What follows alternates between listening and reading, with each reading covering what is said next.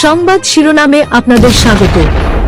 মধ্যপ্রাচ্যে যুদ্ধ পরিস্থিতি এখন চরম উত্তেজনার তুঙ্গে। ইরান সাফ জানিয়ে দিয়েছে, বিশ্বের যেখানেই ইসরায়েলি উপস্থিতি থাকবে সেখানেই আঘাত হানবে তেহরান। গত বুধবার 2026 সালের 4 মার্চ ইরানের সশস্ত্র বাহিনীর মুখপাত্র ব্রিগেডিয়ার জেনারেল আবুল ফজল শেখরচি একটি বড় ঘোষণা দিয়েছেন। তিনি স্পষ্টভাবে হুঁশিয়ারি দিয়েছেন যে ইসরায়েল যদি বৈরুতে অবস্থিত ইরানি দূতাবাসে কোনো ধরনের হামলা চালায় তবে বিশ্বের প্রতিটি ইসরায়েলি দূতাবাসকে বৈধ সামরিক লক্ষ্যবস্তু হিসেবে বিবেচনা করবে ইরান। এই সংঘাত এখন আর কেবল সীমান্ত যুদ্ধে সীমাবদ্ধ নেই।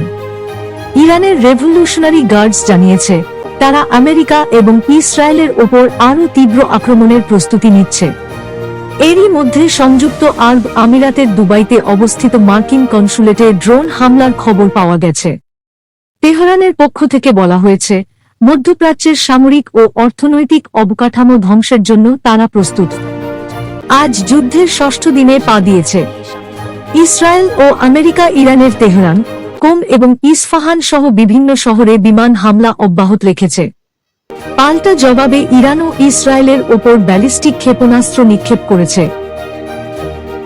এই যুদ্ধের প্রভাবে বিশ্ববাজারে তেলের দাম হু হু করে বাড়ছে এবং কৌশলগতভাবে গুরুত্বপূর্ণ হরমুজ প্রণালী বন্ধের হুমকি দিয়েছে তেহরান।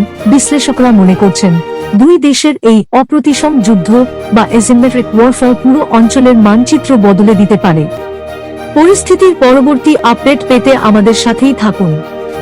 ধন্যবাদ।